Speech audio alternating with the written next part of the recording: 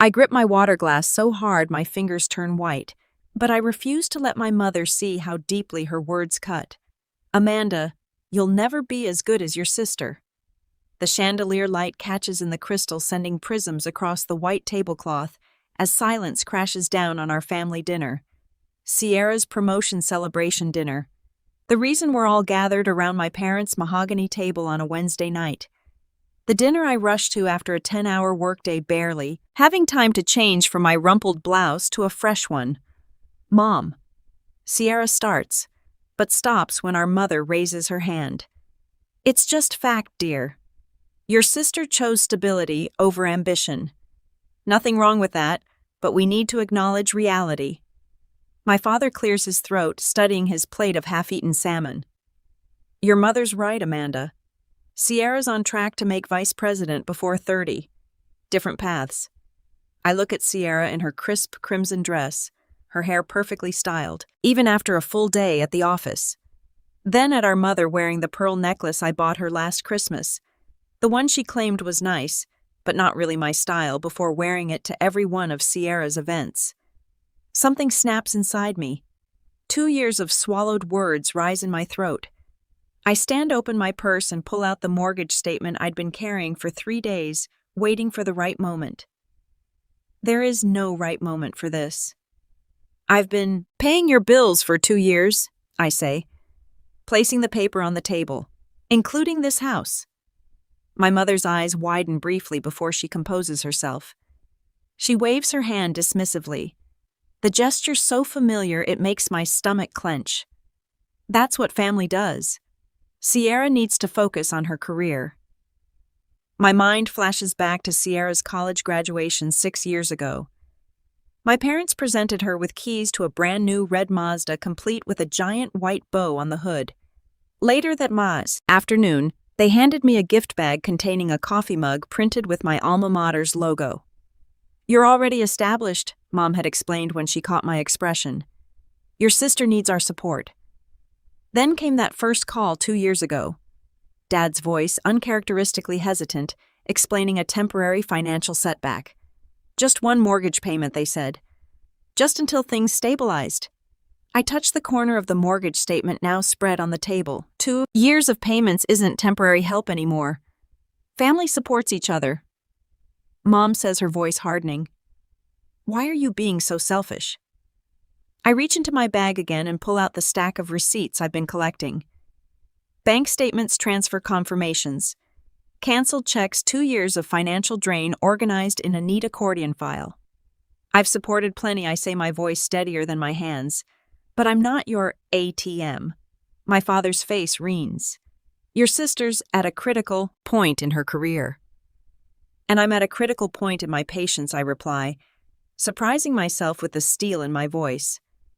Sierra looks between us, confusion creasing her forehead. What's happening right now? No one answers her. My mother stares at me with narrowed eyes. My father studies the ceiling as if the answer might be written there. I stand in my parents' dining room, suddenly aware of what I'm risking. These are my only family connections, the people who raised me, the sister I helped with homework and drove to dance recital. Yet looking at their faces, I see for the first time how they measure my worth. Not in love or memories or shared blood, but in dollars I can provide while staying conveniently in the background. I'll be taking a break from family dinners, I say, gathering my purse and family payments. My mother's face hardens into something I barely recognize. You'll regret this, Amanda. Family is all we have in this world. I pause at the doorway, feeling a strange lightness. Then I guess I have nothing. A whole week passed after that dramatic dinner, and besides Sierra's rare messages, my parents did not contact me. However, on Thursday afternoon, my mother called me to help her organize her tax paperwork, since you're so good with numbers. A backhanded compliment that acknowledged my skill while dismissing my career. I never intended to find it, but as I sorted through the chaotic stack of documents on her desk, a familiar name caught my eye. Mine. I freeze. A student loan statement in my hand, not mine but Sierra's plate. The words blur then sharpen with horrifying clarity. a payment of $19,400 with a transfer confirmation bearing my account number. My fingers tremble as I flip through more pages. Car payments. Credit card statements. My stomach twists into a knot so tight I can barely breathe. These weren't emergency payments. They weren't temporary help. This was systematic, planned, expected. I hear footsteps behind me and turn to see my mother in the doorway. Her pearl necklace, my Christmas gift, gleaming against her crisp white blouse. "Did you find the mortgage interest forms?" she asks, then notices the papers in my hands. Something flickers across her face, not guilt, but annoyance at being discovered. "What is this? What is this?" My voice sounds distant, like it belongs to someone else. Dad appears behind her, his reading glasses perched on his forehead. Sierra stands in the hallway, thumbs tapping on her phone screen, barely glancing up. "Amanda, don't make a scene," Mom says, stepping into the office. Dad follows both of them, towering over me as I sit in the leather desk chair. The ledger lies open between us like a confession. "You used my money to pay Sierra's student loans." I tap the statement with my index finger. $19,400. Mom waves her hand dismissively. "You were helping the family. Sierra's loans were the most pressing need, and her car payments." I hold up another statement. $3,600 last year alone. Transportation is essential for her position, Dad says, adjusting his glasses. She meets with clients. The credit cards. I fan out the statements. $9,200 in designer clothes and restaurants. Professional appearance matters in marketing. Mom replies without hesitation. I look past them to Sierra, who finally pockets her phone with a shrug. "I didn't ask for any of this. Mom said you were happy to help." The room suddenly feels too small. The walls closing in. 2 years of thinking I was helping with a temporary hardship when all along I was funding Sierra's lifestyle. Sierra needs freedom to build her career. Dad says, his tone suggesting I should understand this obvious fact. "You're stable. Stable like a workhorse. Reliable. Boring. The practical daughter whose purpose is to support the star." I push back from the desk, needing space. My own student loans are still not paid off. I've been putting every extra dollar toward yours. That's different, Mom says. Your career choice doesn't require the same presentation. The unspoken comparison hangs in the air. Software engineering versus marketing back office versus front-facing, invisible versus celebrated. Do you have any idea what this is doing to my financial future? I ask, my voice stronger now. If I keep supporting everyone, I'll never have anything for myself. Mom blinks, genuinely confused by my concern. Family supports family, Amanda. We've always taught you that. Sierra's wedding is coming up, she continues, a new gleam in her eye. Of course you'll help with that too. She deserves the perfect day. The casual assumption knocks the wind from me. I grab the ledger, flipping to the last page where I've tracked every payment. The total glares back at me. $61,000. $61,000. 2 years of mortgage payments, student loans, car payments, credit cards. $61,000 spent supporting my family while they treated me as the less successful daughter. I closed the ledger with trembling hands. All this time I'd been enabling their favoritism by financing it. Later that afternoon, I show the ledger to Diane, my colleague, and the closest thing I have to a friend these days. We sit in a cafe, coffee growing cold between us, as she examines the pages. This isn't normal family support, Amanda, she says, finally closing the book and sliding it back to me. This is exploitation. The word hits me like a physical blow. Exploitation, not help, not family duty, a deliberate taking advantage. As I drive home that night, ledger copies tucked in my bag, I wrestle with an impossible choice. Should I cut off financial support immediately and force my family to face reality, or gradually reduce payments to give them time to adjust? The first option might shatter relationships beyond repair, but the second meant more months of financial strain for me. What would you do when the people who should love you unconditionally only value what you can give them? Next Wednesday morning at work. My phone buzzes with the 5th call from my cousin. This week my family will hold a family emergency meeting. Yet I intend not to go. I silence the phone and slide it face down on my desk, watching the screen light up again almost immediately. The Morris family reunion is apparently all anyone can talk about. Are you avoiding someone? Diane asks from her cubicle, eyebrow raised. My mother organized a family reunion without telling me, I say, rubbing my temples. Now she wants me to fund it. Diane's eyes widen the nerve after everything else they've taken. I nod, opening my email to find 3 messages from aunts and uncles I haven't spoken to in months. Each contains subtle variations of the same request. The family needs help, and apparently I'm the designated helper. Did you know about the reunion? I asked Diane. No, but your sister's engagement is all over social media, she says, turning her monitor toward me. Your mother tagged everyone except you. Sierra's beaming face fills the screen. A diamond ring prominently displayed on her left hand. The caption reads, "Planning the celebration of the century for my beautiful daughter, Blessed." My stomach tightens when I see the first comment. Amanda will help make it perfect. I've become the family ATM, and now they're making promises on my behalf.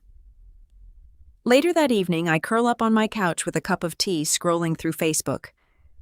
My thumb freezes over a photo posted 5 weeks ago. My parents and Sierra posing in front of the Las Vegas sign. Cocktails raised in celebration. The timestamp shows it was taken during the weekend. I worked overtime to cover an emergency property tax payment for their house. They went to Vegas with my money while telling me they couldn't make ends meet. In the days that follow, sleep becomes a luxury I can no longer afford. Night after night, I lie awake calculating numbers. How much I've given, how much they've asked for, how much I have left. The weight of financial worry presses against my chest until breathing becomes difficult. During meetings at work, I catch myself drifting away thinking about the second notice on my own student loan payment, while Sierra's loans are paid in full with my money. You look exhausted, my boss commented one Thursday morning after I missed a deadline for the first time in 3 years. I'm fine. I lie. But the dark circles under my eyes tell the truth. I start keeping a journal. Every phone call, every request, every dollar transferred. The small leather-bound book becomes my constant companion. In its pages, I document the pattern of manipulation that has shaped our family dynamic for years. The casual mentions of Sierra's accomplishments, followed by requests for money. The guilt trips when I hesitate. The celebration dinners I pay for but am barely acknowledged at the evidence builds page by page, an undeniable record of systematic exploitation. One Tuesday evening as I am sorting out documents. Amanda. A familiar voice catches me off guard as I leave the office one evening. Uncle Frank stands by the elevator, his weathered face creased with concern. Uncle Frank, I say, surprised. What are you doing here? Looking for you, he says simply. You've missed the last 3 family gatherings, not like you. I look down, unsure how to explain. I always thought you were the backbone of this family. He continues, his voice gentle. Now I'm wondering if they've been taking advantage of that strength. His words hit with unexpected force and I blink back, sudden tears. The following Saturday, I find myself in my parents' kitchen. Sierra sits at the counter flipping through bridal magazines while my mother circles venue options in red pen. The country club deposit is due next week, my mother says without looking up. Sierra deserves the perfect celebration. You can cover the venue deposit next week. Not a question, a statement. Something in me snaps a clean, decisive break. I'm not paying another cent, I say, my voice steady for anything. The room goes silent. Sierra's head jerks up from her magazine. My mother freezes pen hovering over the page. Don't be ridiculous, she finally says, but uncertainty flickers across her face. I'm serious. I continue finding strange power in the stillness of my voice. I've paid the mortgage, Sierra's loans, Credit cards, car payments. I'm done. My mother's mouth opens and closes fish-like as she searches for the manipulative words that have always worked before. But for the first time, I see her tactics clearly. The guilt, the comparisons, the subtle insults wrapped in maternal concern. I've been financing my own mistreatment. You can't just, she begins. I can, I interrupt. And I am. M. The next day, Diane spreads spreadsheets across her dining table, calculator in hand. Without supporting them, she says, circling a number. You could pay off your student loans in 3 years instead of 15. The figure stares back at me. A future I hadn't dared to imagine. Uncle Frank calls that evening. I spoke with your mother, he says. She's not happy. I know. Good. He responds firmly. Sometimes family needs to learn hard lessons. I'm proud of you for setting boundaries. That night, I open my laptop and begin searching for job opportunities outside of Austin. Seattle catches my ITC jobs with higher salaries. A fresh start, 3,000 meters from Texas. I allow myself to imagine a life built around my own needs and dreams instead of my family's demands. The next morning, I drive to the bank and request printouts of every transaction for the past 2 years. The clerk raises an eyebrow at the volume, but complies. Hours later, I organize the stack of papers chronologically highlighting each payment to my parents. Tucked among my father's financial documents, I discover a statement for an account I've never seen before. An account with a balance that contradicts every claim of hardship he's made. He's been hiding money while I've been draining my savings to support them. My phone rings just as I process this discovery. My mother's name flashes on the screen. We're having an emergency family responsibility meeting tomorrow, she announces without greeting. The mortgage payment didn't arrive. I know I say feeling calmer than I have in years. I told you I'm done paying. This isn't a game, Amanda. She snaps. Be here at 6 o'clock. I hang up and look at the evidence spread across my table. Proof of years of manipulation and exploitation. For the first time, I hold all the cards. I'll be there, I whisper to myself with receipts. On Tuesday evening after work, I arrive 15 minutes early for the family meeting, parking my Toyota 2 houses down from my parents' colonial-style home. The weight of the 3-inch black binder on my passenger seat represents 2 years of financial drainage, meticulously organized by category and date. Uncle Frank's advice echoes in my head when he called me this morning. Don't let them control the narrative. The familiar smell of lemon furniture polish hits me as I enter without knocking. In the dining room, my parents sit at opposite ends of the table like monarchs awaiting a subject. Sierra perches uncomfortably between them, scrolling through her phone. You're early, Mom says, surprise briefly crossing her face before she composes herself. I place the binder in the center of the table, the soft thud, drawing everyone's attention. I wanted to make sure we had enough time. Dad shifts in his chair. Time for what exactly? I open the binder to the first tab labeled Mortgage. The pages inside contain highlighted bank statements, transfer confirmations, and a running total. Time to go through everything I've paid for over the past 2 years. My voice sounds different, controlled, businesslike. Let's start with the mortgage. 24 payments at $1,200 each. That's $28,800. Mom's eyebrows shoot up. That can't possibly be right. I flip to the next section. Student loans. Sierra's not mine. $19,400. Dad's face pales as he glances toward the binder. His fingers drum against the polished mahogany. Car payments for Sierra's Mazda, $3,600. I turn another page. And finally, credit card bills, mostly for clothing restaurants, and Sierra's work trips, $9,200.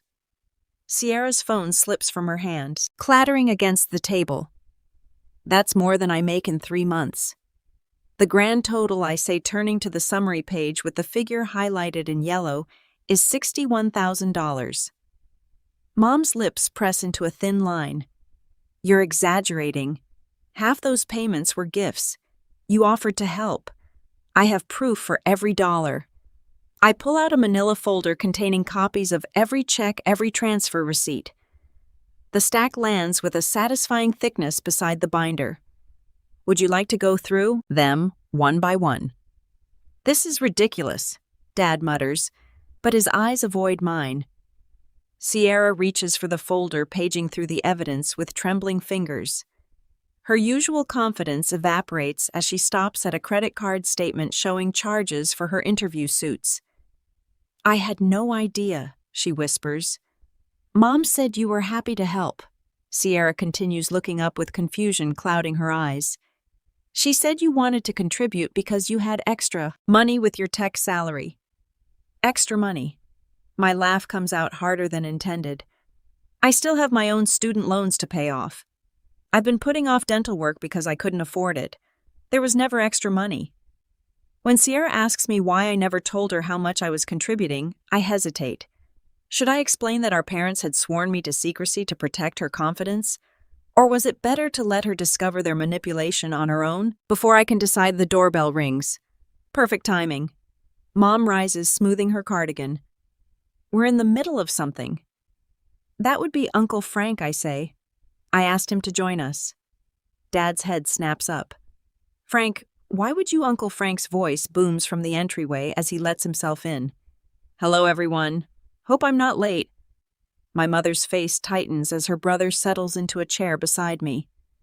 He nods toward the binder. I see Amanda showing you the numbers. You knew about this? Mom asks, betrayal in her voice. I suspected. Uncle Frank says, his normally jovial tone serious.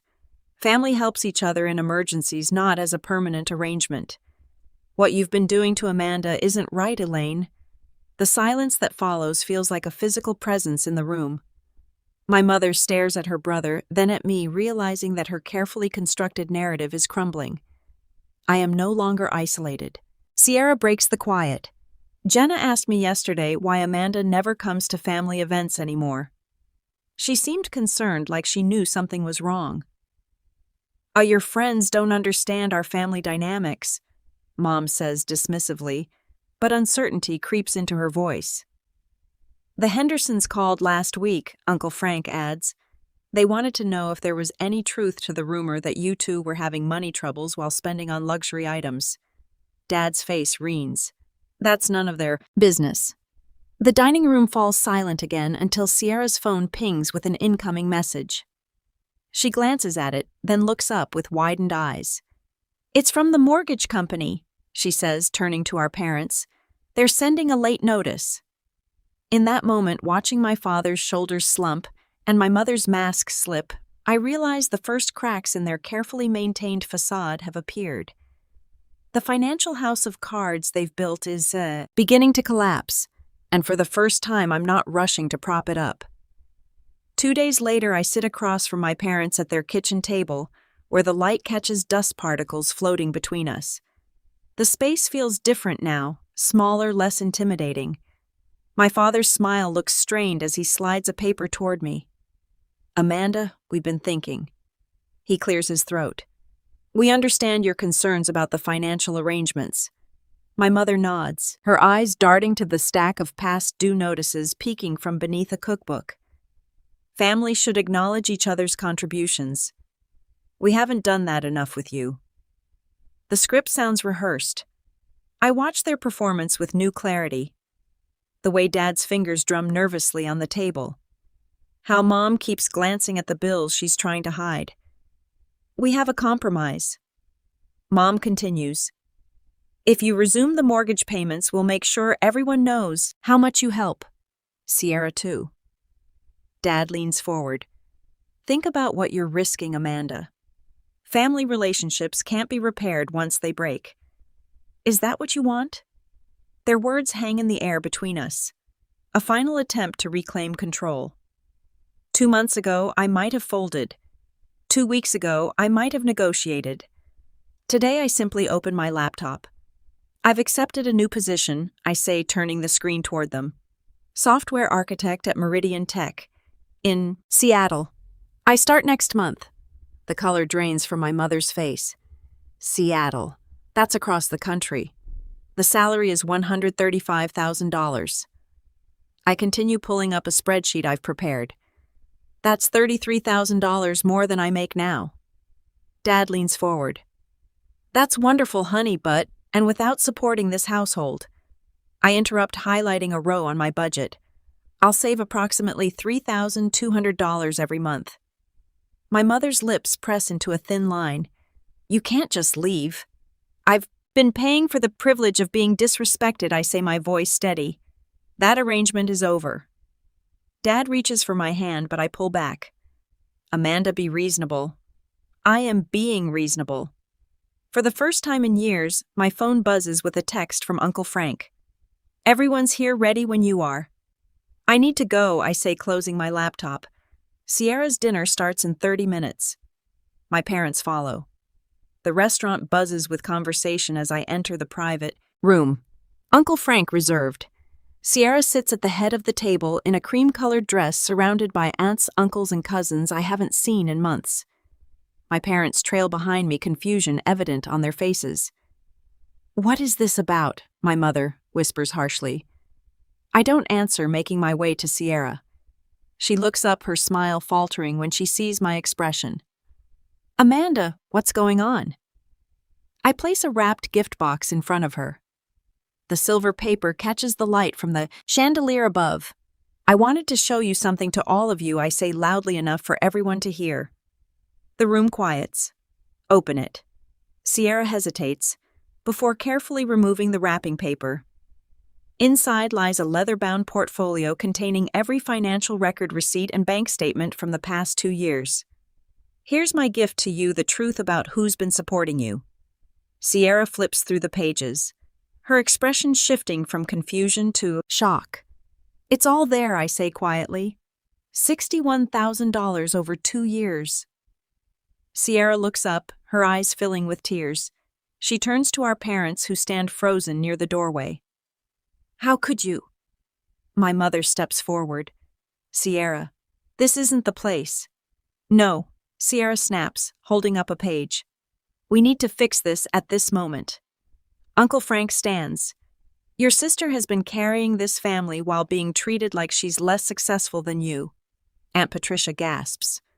Martha, is this true? My mother's face reens as murmurs is spread through the room. My father stares at the floor. Sierra pushes back from the table and walks to me, still clutching the portfolio. Her voice drops to a whisper. I never knew you carried so much for me. A tear slides down her cheek. From now on, live for yourself. The room watches in stunned silence as Sierra confronts our parents, demanding answers I've sought for years. I feel something loosen in my chest, a knot of resentment and obligation beginning to unravel. Later that week, I hear through Uncle Frank that my parents are considering selling their house. Without my monthly contributions, they can't afford the mortgage. Part of me wonders if any relationship with them can be salvaged, or if I even want to try. I tape shut another moving box in my apartment, marking it kitchen with a black marker. Seattle awaits a new job, a new home, a new start. As I wrap glasses in newspaper, I find the photo album I'd tucked away years ago. Opening it reveals faded pictures of family vacations, holiday gatherings, birthday celebrations, smiling faces that look like strangers now. I close the album and place it in a box labeled Undecided. 6 months later, the morning light streams through my Seattle apartment windows, painting my small dining table in warm gold. I stare at the notification from my student loan app, balance reduced by another $2,400 this month. No mortgage payments for my parents. No credit card bailouts for Sierra. Just my own financial freedom, one payment at a time. My laptop chimes with an incoming video call. Diane's familiar face fills the screen, her Atlanta kitchen visible behind her. Look at you. Seattle suits you? She says, sipping coffee from her oversized mug. You seem different. I straighten my shoulders. I closed 2 major projects this quarter. Team lead says I'm on track for promotion by December. And no one taking credit for your work this time, Diane notes. I laugh. A real laugh that starts in my belly and rises without restraint. It's strange not having to downplay my success to avoid making someone else feel bad. Quote, "What about that hiking group you mentioned? We're planning a weekend trip to Mount Rainier next month." I hesitate, then add, "And I've been seeing someone. Nothing serious yet, but you're allowing the possibility." Diane's smile widens. That's the real victory. Later that evening, I slip into a sage green dress for my company's gathering dinner. As I adjust my simple gold necklace, I notice my reflection shoulders back, chin lifted, eyes clear. The woman who left Austin 6 months ago would have hunched slightly, making herself smaller. The banquet room buzzes with conversation when I arrive. My department head waves me over to a table near the front. "There she is," she announces to the group. Amanda's client satisfaction scores were the highest in the company this quarter. The Reynolds account specifically requested her for their next phase. A round of applause follows. My cheeks warm, but I don't deflect or diminish the praise. I simply say, "Thank you. I'm proud of the work we've done." When the woman beside me asks about family, the question doesn't twist my stomach into knots like it once would have. My parents and I are taking some space. I say calmly, butter knife steady in my hand. My sister and I are finding our way to a more honest relationship. No shame colors my voice. No elaborate excuses fill the silence. Just truth simply stated. "Sometimes family is complicated," she responds. "Yes, I agree. And sometimes it's exactly what it appears to be." The weekend brings Diane and Uncle Frank to Seattle. We gather in my small living room, takeout containers scattered across my coffee table. Uncle Frank raises his glass of Pinot Noir. To Amanda, he says, "Who taught me it's never too late to choose your real family?" Diane chimes in. "To building the family, you choose not just accepting the one you were born into." We clink glasses as I absorb their words, feeling the truth of them settle into my bones. The following Tuesday, an unexpected email appears in my inbox. Sierra's name in the sender field makes my finger hover over the delete button, but curiosity wins. "I took over Mom and Dad's mortgage payments last month," she writes. "They weren't happy about it. Dad actually suggested I ask you to help out until I get established. I told him I've been established for years, just never financially independent. That's changing now." The email continues detailing her struggles with budgeting and financial responsibility. "It's harder than I expected," she admits, "but also more satisfying. I think I understand now what you've been trying to tell me." I read the final paragraphs twice. "Mom and Dad want to visit you. I told them that's your decision, not mine. They don't quite understand why you won't. Let bygones be bygones. I'm starting to.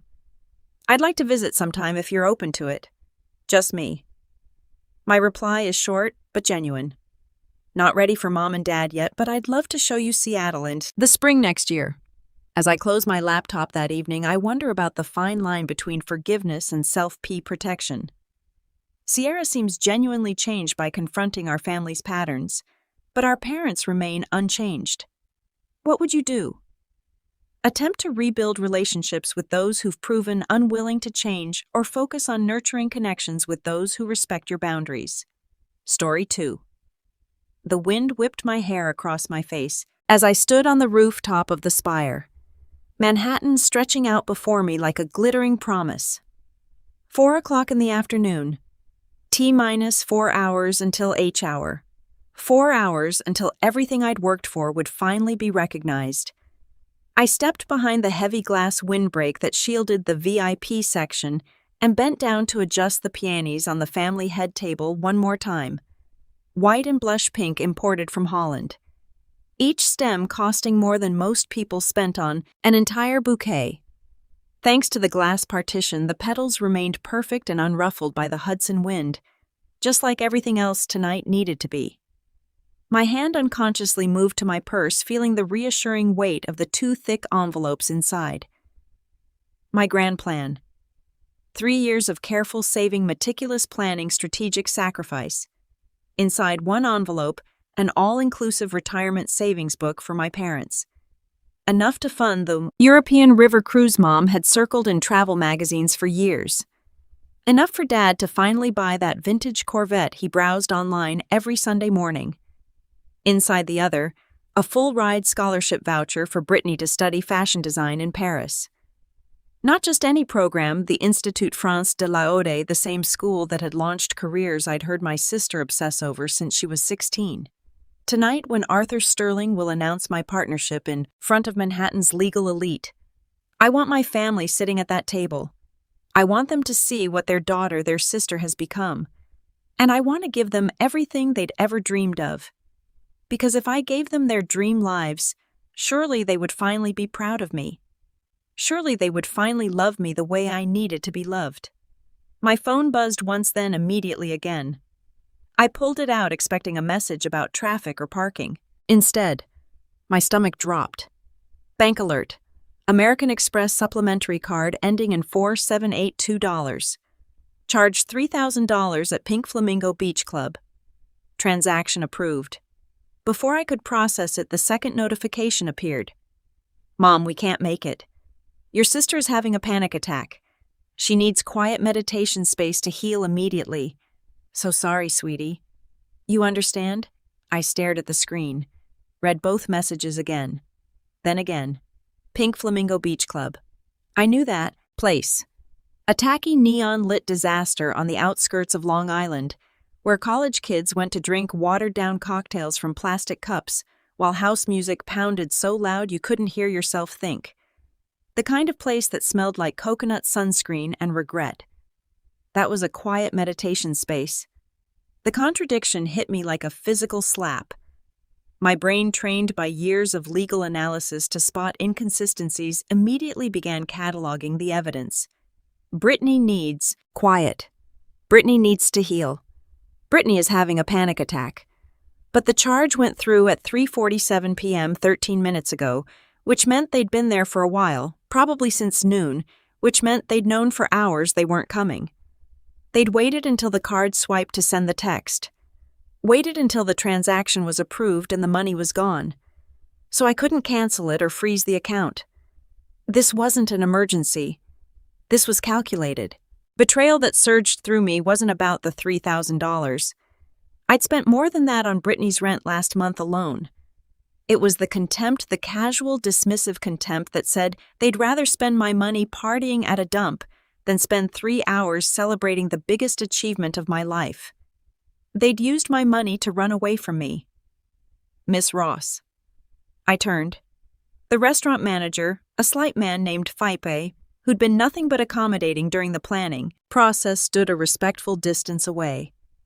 His expression was carefully neutral, but I could see the pity in his eyes. He'd watched me arrange and rearrange this table for the past hour, fussing over every detail. "Should we clear the family table?" he asked gently. I looked at the empty seats.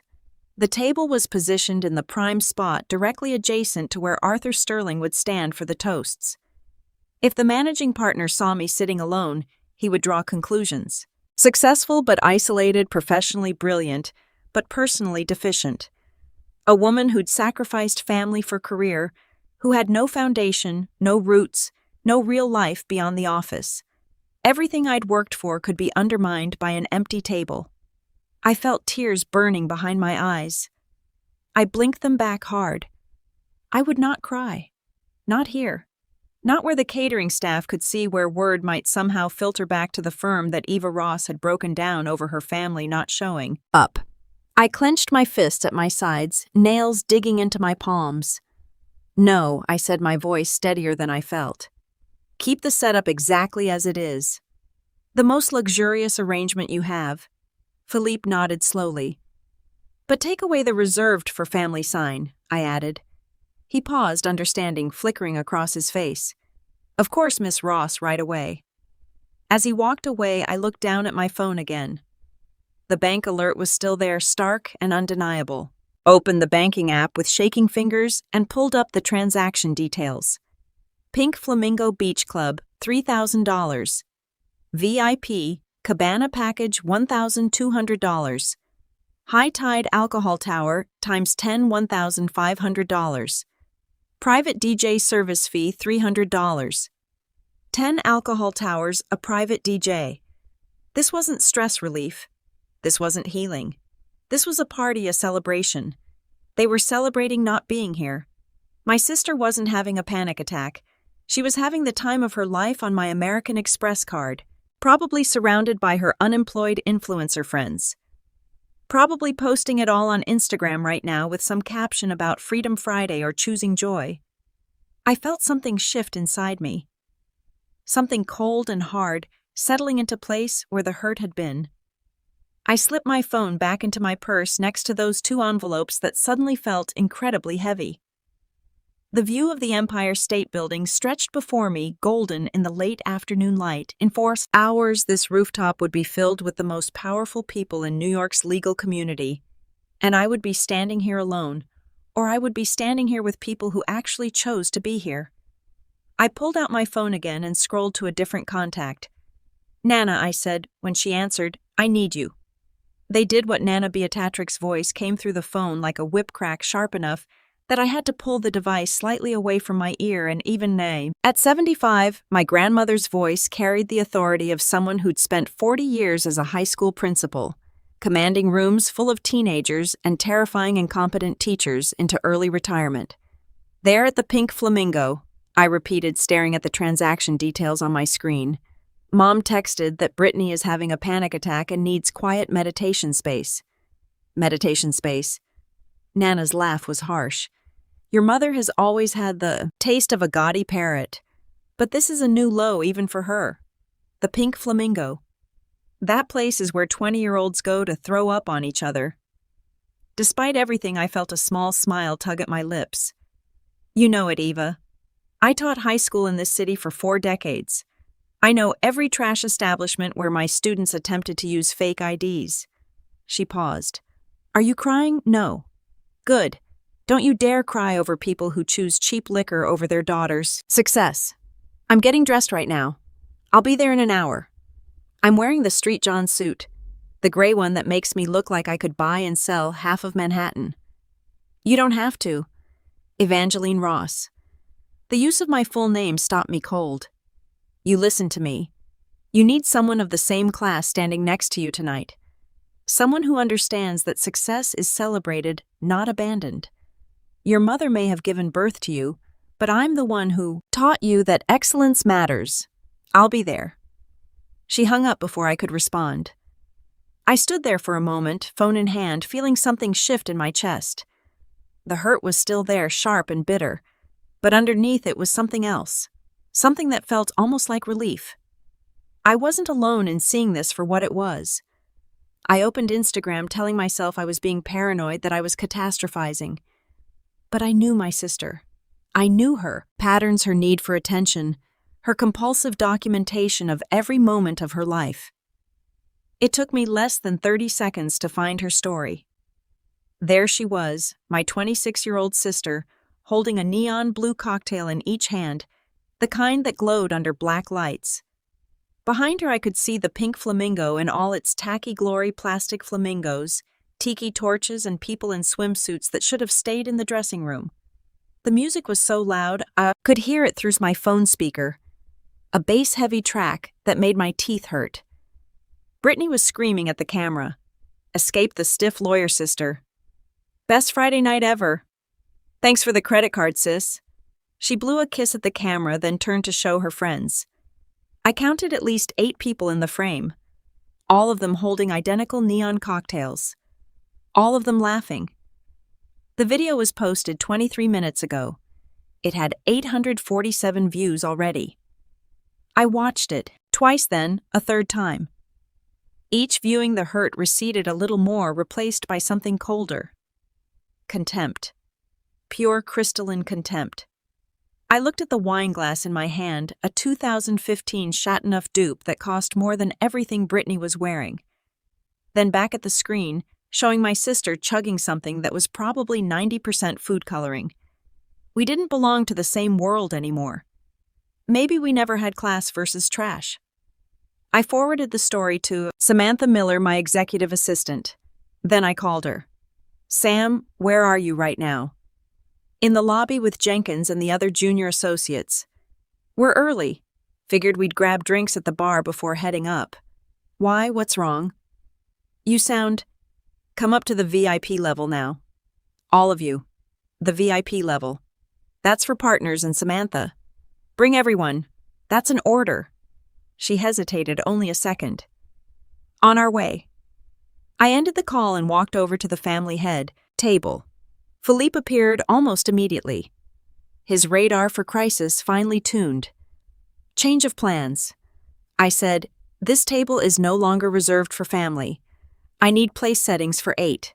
My associates will be sitting here. His eyes widened slightly. The head table. The head table. I confirmed. And Mark, make sure the settings are even more impressive than what's here now. I want this to look intentional, not like a backup plan. A slow smile crossed his face. Understood, Miss Ross. We'll make it magnificent. As he hurried away, I opened my phone again and pulled up my banking app.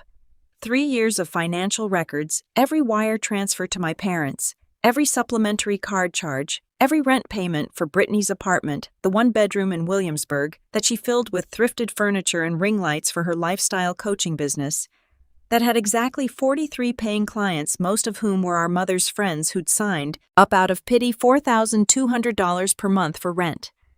That alone was over $150,000 in 3 years. Then add the $500 minimum for the supplementary card, usually more regular emergencies that required quick transfers, car repairs, medical bills, investment opportunities that somehow never materialized into actual income. I opened my calculator app and started adding. 12 minutes later, I had my total $250,000. $250,000 over 3 years. Not counting gifts, not counting the times I'd paid for family dinners or bought plane tickets so they could visit when they said they missed me. I was supporting 3 fully grown adults, and in return they'd spent $3,000 of my dollars to throw a party, celebrating not having to see me. The elevator dinged. Samantha emerged first, followed by a cluster of junior associates in various states of nervous confusion. They'd clearly come straight from home. Most of them were in cocktail attire, but not quite at the level of polish they'd have if they'd known they were being promoted to the VIP level. Eva. Samantha approached carefully. What's going on? I looked at them. At Sam, who'd been my right hand for 2 years, who stayed late when I stayed late, who'd once physically blocked an opposing counsel from ambushing me in the courthouse bathroom. At Jenkins, the first year who'd pulled 3 all-nighters last month to help me prep for the Morrison trial. At Davis, at Brooks, at Vance, all of them young and hungry and brilliant.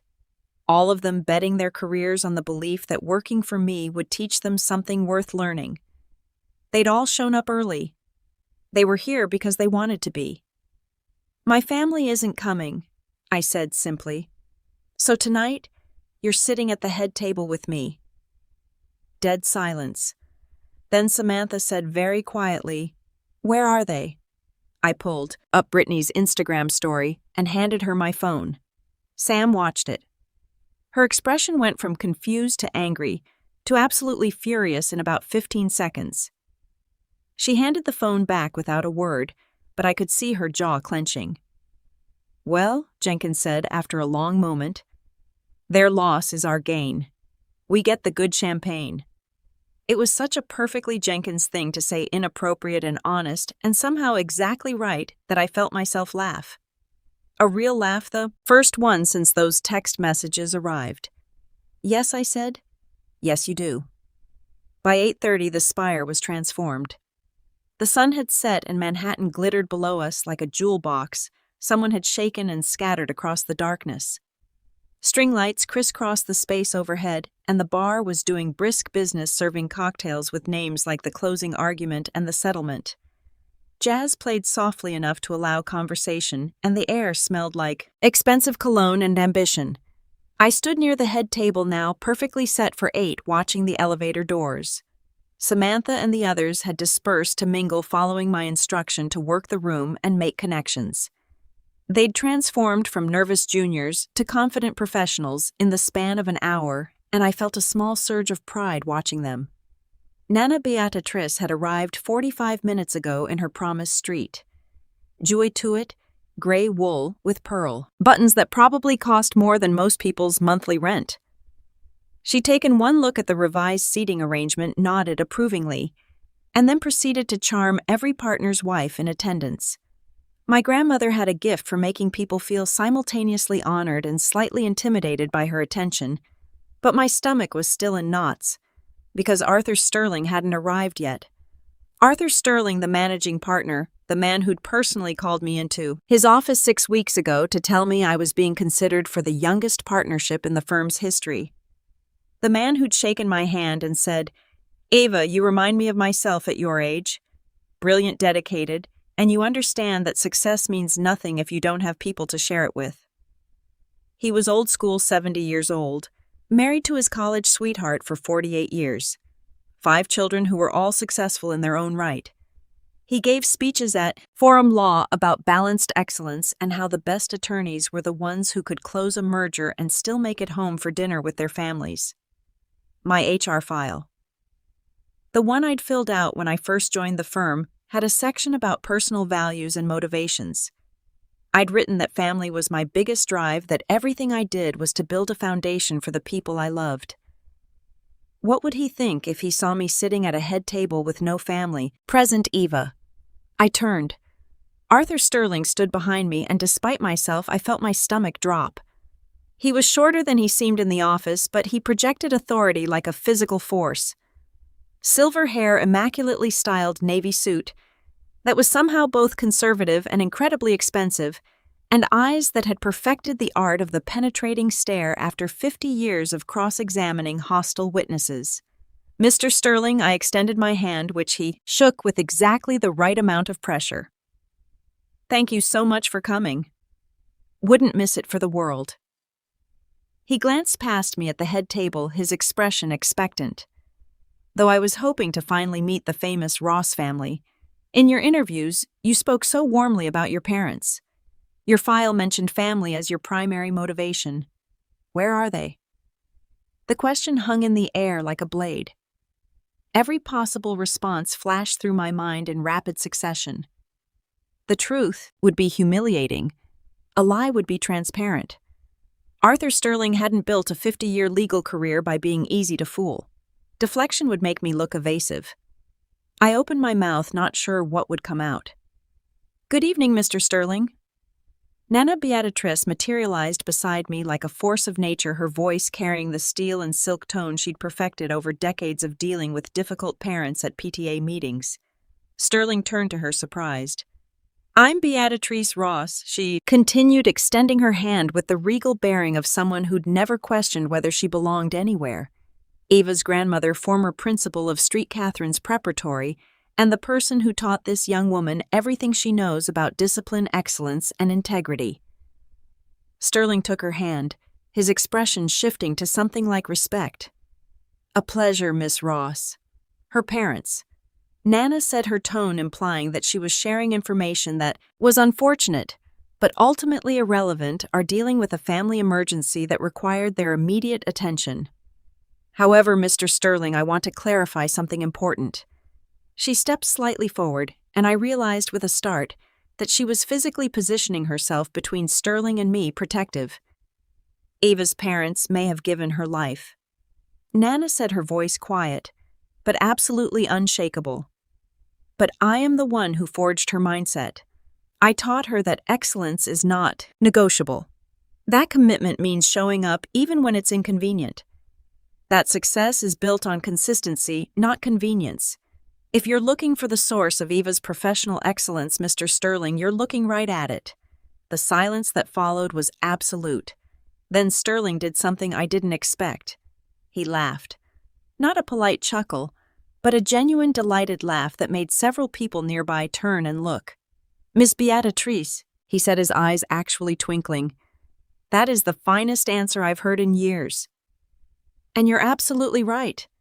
The fruit doesn't fall far from the tree, and clearly Eva learned from the very best."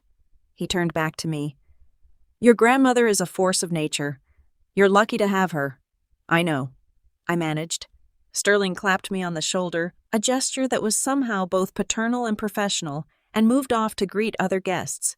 The moment he was out of earshot, my knees nearly buckled. Easy, Nana said, gripping my elbow. Deep breath. You're fine. That was a perfectly executed defensive maneuver, and he bought every word of it. Because it was true, I said. She looked at me, and something soft flickered in her expression. Yes, it was. My phone buzzed in my clutch.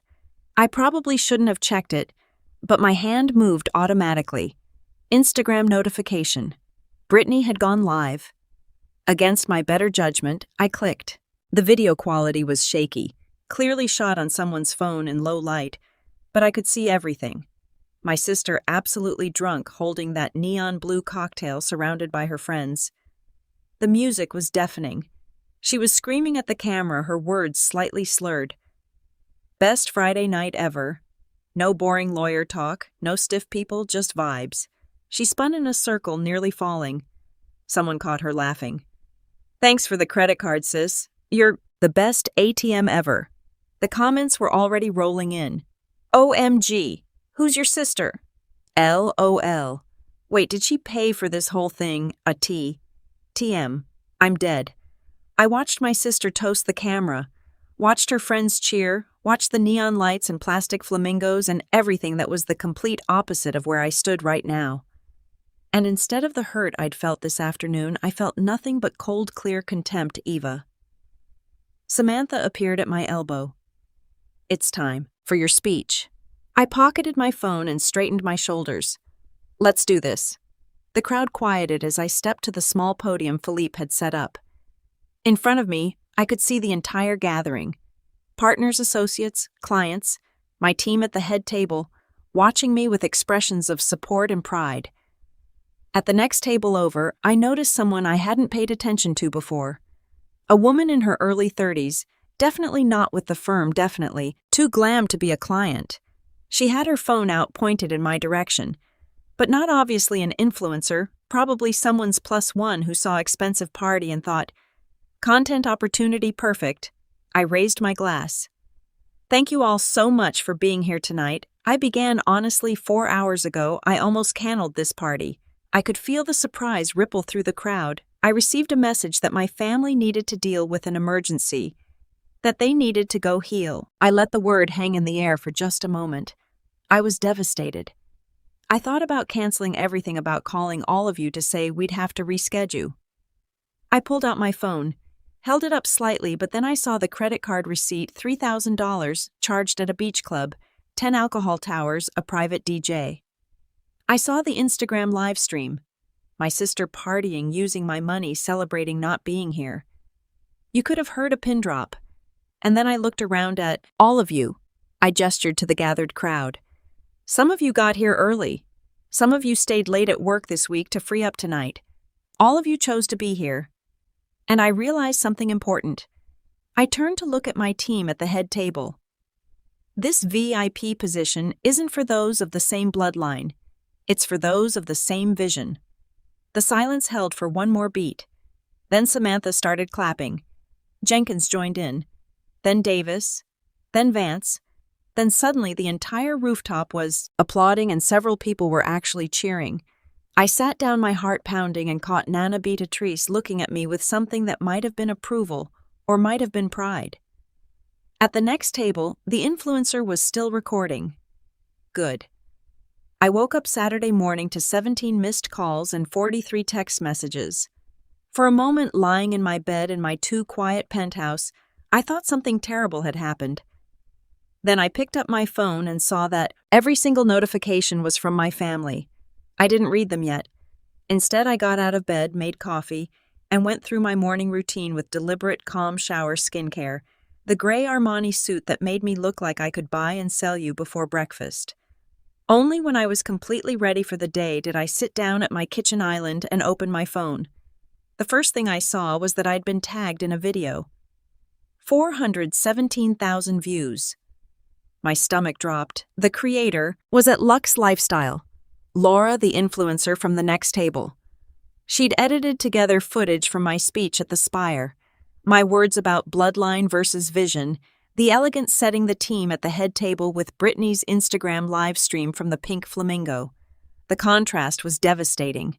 Me in black silk, speaking calmly about betrayal, surrounded by sophistication and city lights. Brittany drunk and screaming, surrounded by plastic and neon. The caption read, "Class versus trash. Family abandons lawyer sister's career celebration to party on her credit card. This isn't healing. This is an insult to good taste. Class not trash. Toxic family. She deserved better." The comments had exceeded 8,000. Is this family insane? Who rejects a $15,000 party to go to a dump? That sister is trashy. Like, objectively. Everything about that beach club screams no taste. The lawyer seems so calm and classy, and her family is absolutely feral. I can't. Thanks for the credit card, sis. I would never speak to her again. Imagine raising a daughter who becomes a lawyer and then ditching her for that. The grandmother in the gray suit is more of a family than those people ever were. I watched the video 3 times. It was beautifully edited. I had to admit, Laura had timed the cuts perfectly, had captured the exact moment my expression shifted from hurt to contempt in my speech. She'd even added a split-screen section showing the Spire's elegance next to the Pink Flamingo's tackiness. The comments were still rolling in hundreds per minute. Then my phone started ringing. Mom. I let it go to voicemail. It rang again immediately. I declined. A text appeared. Mom, Eva, call me right now. Another call. This time Dad. I declined it too. Dad, this is serious. Your mother is very upset. We need to talk. Mom, how could you embarrass us like this? All our friends are texting. Do you know how this makes us look? I stared at that message for a long moment. Not we're sorry. Not. We made a mistake. But how could you embarrass us, Brittany Eva? This is so up. Why are you airing family business online? You know I have anxiety. Everyone is being so mean to me in the comments. Take this down right now. I took a screenshot of all 3 message threads. Then I opened a text to Samantha. Me. Good morning. Can you come in an hour? Early today, I need you to help me compile some documents. Samantha already here. Saw the video. Also compiled the documents you're about to ask for. Blue folder on your desk. God, I loved her. My phone rang again. Mom, this time I answered. Eva, thank God. I didn't post that video, I said calmly. What? The video everyone is commenting on. I didn't post it. I didn't send it to anyone. An influencer at the party recorded it and posted it herself. Silence on the other end, then, well, you need to make her take it down. Why would I do that? Because it's making us look terrible. Your father's golf buddies are texting him. Brittany is getting hate messages. My book club is asking me why we missed your party. Eva, this is humiliating. I took a sip of my coffee. It was the good stuff. The beans that cost $40 a pound from that place in Brooklyn. Smooth, rich, perfect. Mom. I said you texted me that Brittany was having a panic attack that she needed. Quiet meditation space. She did. She was very anxious. You charged $3,000 at a beach club known for being the loudest, most obnoxious venue. You paid for 10 alcohol towers and a private DJ. Brittany live-streamed herself screaming about escaping her stiff lawyer sister and thanking me for the credit card. Eva, you're being dramatic. Those are facts. Bank records don't lie. Video evidence doesn't lie. You chose to spend my money partying instead of attending the biggest night of my professional life. And now you're upset because people on the internet are pointing out that this was a classless thing to do. How dare you call us classless? Mom's voice had gone shrill. After everything we've done for you, we raised you. We supported you. You supported me, I repeated slowly. When was the last time you paid for anything? That's not where your parents, Eva. You're supposed to help family. I have helped for 3 years. And last Friday you used that help to fund a party celebrating not having to see me. I paused. I think we need to have a family meeting to resolve this. A what? Come to my apartment next Saturday, 7:00 p.m. You, Dad, and Brittany. I have something I want to give you, a late gift I couldn't present at the party. The word gift changed everything. I could hear it in the pause in the way Mom's tone shifted from angry to cautiously interested. A gift, yes. Something I've been preparing for a while. It's important that we discuss it in person. Another pause. What kind of gift you'll see on Saturday? Can you make it, or do you have another emergency planned? The barb landed. Well, be there, Mom said stiffly. 7 p.m. Perfect. See you then. I hung up before she could respond. Then I opened my text thread with Samantha again. Me. Can you also print out copies of the lease guarantee agreement for Brittany's apartment and all supplementary credit card statements? I need everything ready by next Saturday afternoon. Samantha already in the blue folder. Also included documentation of every wire transfer, every emergency payment, and a transaction-by-transaction breakdown of the $3,000 Pink Flamingo charge. The DJ alone was $300. Who pays $300 for a beach club DJ? Me. People with terrible taste in someone else's credit card. Samantha. Fair. Also, I ordered you a paper shredder. It's being delivered to your apartment on Friday. Industrial grade. Figured you might need it. I stopped staring at that last message. Samantha had worked for me long enough to know exactly what kind of meeting I was planning. Me. You're getting a raise. Samantha. I'm getting a promotion when you make managing partner, but I'll take the raise in the meantime. I smiled despite everything and headed out the door. The rest of the week passed in a strange, calm blur. The video continued to go viral by Wednesday. It had 2.3 million views. My parents called 17 more times. Brittany sent increasingly frantic texts begging me to do something about the comments. I ignored all of them. Instead, I worked. I closed the Morrison deal. I reviewed the blue folder Samantha had prepared. Checked every transaction. Verified every date. I made notes in the margins. I prepared my case like I was going to trial because in a way I was. Friday evening, a delivery. Man arrived at my building with a large box, the paper shredder. I set it up in my dining room, placed it carefully next to the table where my family would sit. Then I spent Friday night reviewing everything one more time. The retirement savings book I'd compiled for my parents, photos of cruise itineraries, brochures for river tours through Europe, a structured investment plan that would let them travel twice a year for the next 20 years, the fashion design, scholarship voucher for Brittany, a full-ride acceptance letter to Institut Front de l'Aude housing included. Everything paid for. I'd spent 6 months setting these up, pulling strings, making calls, cashing in favors. They would never know that now. Saturday arrived cold and clear. I spent the morning preparing my apartment. No food on the table. This wasn't a social occasion. Just the blue folder neatly positioned at the head of the table, the 2 thick envelopes placed beside it, and the paper shredder, its power cord plugged in ready. I called Nana Beatrice. I need you here, I said as a witness. I wouldn't miss it for the world, she replied. What time should I arrive? 6:30 before they get here. I'll bring the good wine. You're going to need it afterward. She arrived exactly on time, took one look at my setup and nodded approvingly. You've learned well. I had a good teacher.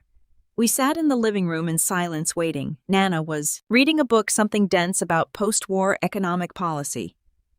I was pretending to read emails on my phone, but mostly just watching the clock. At 7:30 p.m., my intercom buzzed. Miss Ross, your parents and sister are here. Send them up. I walked to the door and opened it before they could knock. Mom swept in first, and I was struck by how out of place she looked in my apartment. She dressed up the Talbot suit she wore to church, the one she thought made her look sophisticated, but actually made her look like she was trying too hard. Dad followed uncomfortable in slacks and a button-down. Brittany came last, phone in hand, looking sullen. Eva, sweetie, this place is so cold, Mom said, looking around my minimalist living room with barely concealed disapproval.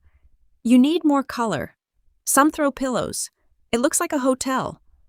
Hello to you too, Mom. I closed the door behind them. Please come to the dining room.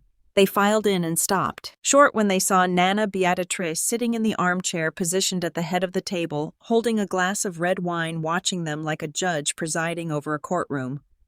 Mother, my mom said, her voice instantly defensive. I didn't know you'd be here. Deborah, Nana replied coolly. Sit down, all of you. There was something in her tone that made even my father comply without argument. They took seats around the table, their eyes immediately drawn to the blue folder and the 2 envelopes. What's this about? Brittany said, still scrolling on her phone. I have plans later. Can we make this quick? I remained standing. Put the phone away, Brittany. Excuse me, your sister said. Put the phone away, Nana said quietly. Or you can leave now. Brittany looked to our parents for support, but Mom was staring at the envelopes with undisguised interest. Brittany huffed and put her phone face down on the table. Thank you, I said. Now I asked you here because we need to address what happened last Friday. Mom immediately launched into her prepared speech. Eva, we've been so stressed about this viral video situation. You have to understand how humiliating it's been for us. Your father's colleagues, my friends, everyone has been asking questions. We're the victims here. That horrible woman shouldn't have posted. Deborah Nana cut her off. Shut up. Mom's mouth fell open. You ditched your daughter's partnership celebration party, a $15,000 event, to drink watered-down cocktails at a beach club that smells like sunscreen and poor decisions. I'm not ashamed of you because you're cruel. I'm ashamed because you're stupid. Mother, how dare I dare because it's true. You had a daughter who achieved something remarkable, and instead of celebrating her, you spent her money celebrating not having to see her. That's not complicated. That's not a misunderstanding. That's just pathetic. The silence that followed was absolute. I picked up the 2 envelopes. Before we continue, I want to show you something. Brittany's eyes lit up. She'd seen the envelopes, thick and expensive looking, and her mind had gone exactly where I knew it would. Are those for us? Yes. I held them up so they could see. Inside this one is an all-inclusive retirement savings book for Mom and Dad, enough to take 2 international trips every year for the next 20 years. European river cruises, South Pacific tours, everything you've ever talked about wanting to do. Mom's hand actually twitched toward the envelope. And this one, I continued, holding up the second, is a full-ride scholarship voucher for Brittany to attend Institut France de Mode in Paris. Full tuition housing stipend included. One of the most prestigious fashion programs in the world, Brittany gasped. Are you serious, Ava? Oh my God. Hold on. I pulled both envelopes back before anyone could reach for them. Before I give these to you, I need to explain something. I set them down on the table right in front of the paper shredder. I prepared these gifts 3 months ago. I spent 6 months before that making calls, pulling strings, cashing in favors. I wanted to give them to you at the party in front of everyone, so you could see what your daughter, your sister had achieved, so you could see that I'd succeeded enough to give you your dreams. My voice was steady, calm, emptied of emotion. But you chose the pink flamingo. You chose a $3,000 tab at a trashy beach club over a once-in-a-lifetime celebration. You waited until the credit card charge went through before texting me so I couldn't stop it. You used my money to throw a party celebrating not being there. Eva, we explained. Dad started. You explained. Nothing. You lied. Brittany wasn't having a panic attack. She was drunk. She streamed herself thanking me for the credit card, calling me an ATM, celebrating escaping the stiff lawyer sister. I looked at Brittany. You tagged me in that video. You wanted me to see it. I was just joking around. I didn't. You did. I picked up the first envelope, the retirement savings book. This represents 30 years of my parents traveling the world. First-class flights, 5-star hotels, everything you've ever wanted. Mom was staring at it like it was the Holy Grail. Eva, sweetheart. But you chose a $3,000 party over a lifetime of experiences. I tore open the flap of the envelope. I pulled out the thick, glossy booklet filled with cruise itineraries and bank certificates. "Ava, wait." Dad half stood. I fed the booklet into the M of the shredder. The machine roared to life, a harsh, grinding, mechanical sound that filled the room. I watched my parents' faces as they watched 30 years of travel plans being chewed into confetti. Mom made a sound like she'd been physically struck. "What are you doing?" Brittany shrieked. I picked up the second envelope. The scholarship voucher, Brittany's dream school, her ticket to Paris, to the life she'd always said she wanted. "This," I said, sliding the official acceptance letter and scholarship confirmation out of the envelope, "represents 4 years in Paris. A degree that would actually give you a career instead of a hobby. A chance to become something other than an Instagram influencer with 43 followers." "Ava, please." Brittany was crying now. "Please. I'm sorry. I'm so sorry. I didn't mean, yes you did. You meant every word. You celebrated mining me. You celebrated using me. You called me an ATM. I fed the acceptance letter into the shredder. Brittany screamed. Actually screamed like I'd physically hurt her. Mom was frozen, staring at the machine, like she couldn't process what had just happened. Dad had gone pale. The whirring stopped. Both envelopes, both dreams, reduced to strips of paper in the clear bin. "That's it," Mom whispered. You're destroying our futures over one mistake. One mistake." I turned to look at her. "Mom, how much money have I given you in the last 3 years?" She blinked. I don't know. We never asked you to." I opened the blue folder. $250,000. Mom's eyes widened. That's impossible." "It is entirely possible," I said, pulling out the first document. "Rent payments for Brittany, credit card bills, emergency wire transfers, car repairs, that somehow cost $5,000. Medical bills that insurance should have covered, investment opportunities that never materialized." I held up the lease document. "This is Brittany's lease. I'm the guarantor. I'm the one who's legally responsible when she can't pay rent, which is every month because she doesn't have a job. I'm building my brand." Brittany started. "You have 43 paying clients. I looked at your business account. You made $2,100 last year. I paid $50,400 in rent for you." I set that document down and picked up the next. "This is the supplementary credit card statement. In the last 3 years, you've charged $47,000 on it. Mom, you told me this was for emergencies only." "Those were emergencies." Mom said, "You don't understand what it's like to the $800 charge at Nordstrom for a new handbag was an emergency." Silence. "The $1,200 spa weekend in the Poconos was an emergency." More silence. "The $3,000 party at the Pink Flamingo was an emergency." Mom's face had gone red. "You've always had more than us. You've always been able to afford because I worked for it." My calm cracked just slightly. "I worked 80-hour weeks. I sacrificed every weekend. I built a career from nothing while you spent my money and resented me for having it." "We never resented you," Dad said weakly. "Then why weren't you there?" The question came out raw. Why wasn't celebrating my success worth 3 hours of your time? No one answered. I pulled out the next set of documents. "This is the noticing all supplementary credit cards, effective immediately. The $3,000 from Pink Flamingo is the last charge I'll ever pay. Consider it severance." I set that down and picked up the final document. "And this is the notice that I'm withdrawing as guarantor on Brittany's lease. You have 30 days to find a new guarantor or move out. You can't do this." Brittany was hysterical now. "Where am I supposed to go? That's not my problem anymore." "Eva, please," Mom said, and for the first time she actually sounded scared. "We're family. You can't abandon us." I looked at her, really looked at her, at this woman who'd given birth to me but had never really seen me, who'd taken my money but never my advice, who'd chosen a beach club over her daughter's triumph. "You abandoned me first," I said quietly. "Last Friday you made it clear what you value. It's not my success. It's not my happiness. It's my bank account. And I'm done being an ATM. I pointed to the door. Please leave, Eva. Dad tried one more time. Leave now. Nana Beatrice stood up from her chair.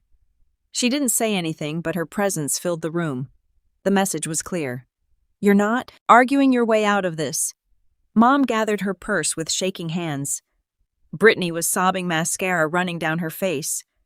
Dad looked like he wanted to say something but couldn't find the words. They filed out in silence. At the door, Mom turned back one last time. You'll regret this, she said. Family is forever. No, I replied. Family is who shows up. You didn't. I closed the door on them and locked it. The apartment was silent except for the distant sound of traffic and Brittany's muffled crying in the hallway.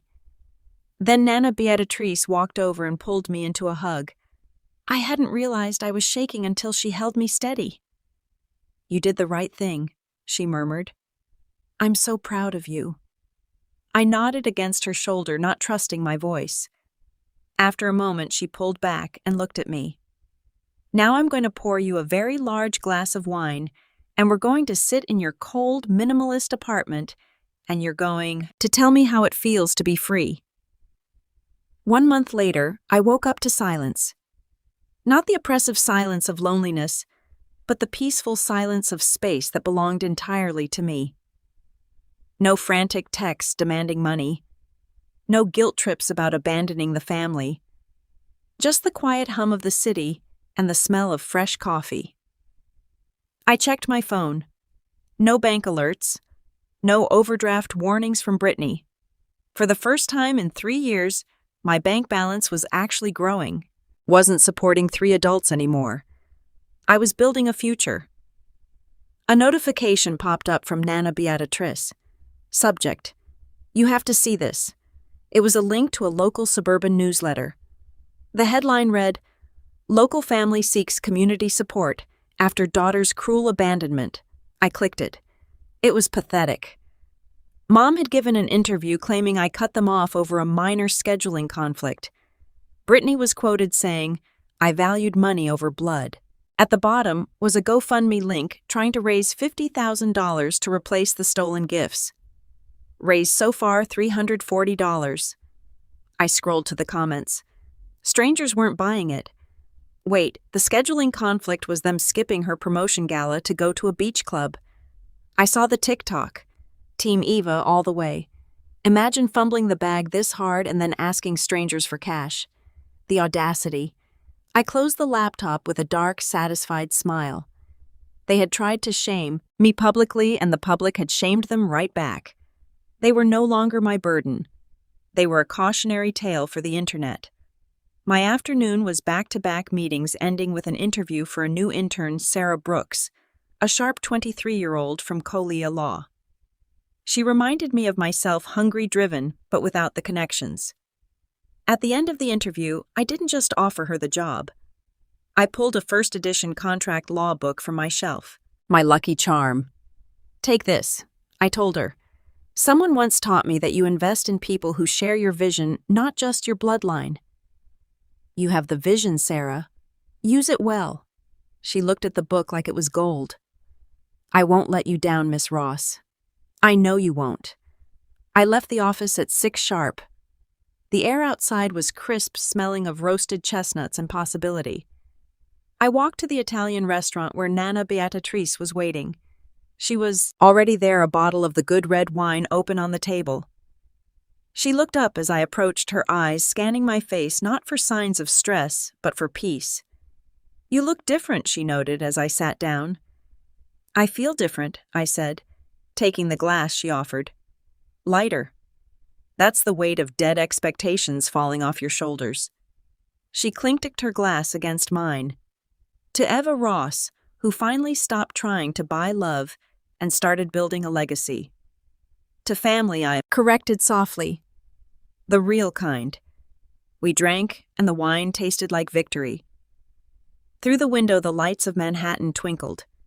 Millions of lives unfolding in the dark. Somewhere out there, my parents and Brittany were living with the consequences of their choices. And here, sitting across from the only person who had never asked me for a dime, I was living with mine. The check came. Nana snatched it before I could even reach for my purse. "My treat," she said firmly. "You've paid enough." We walked out into the cool night air, arm in arm. I didn't look back. The future belonged entirely to me now, and I was ready for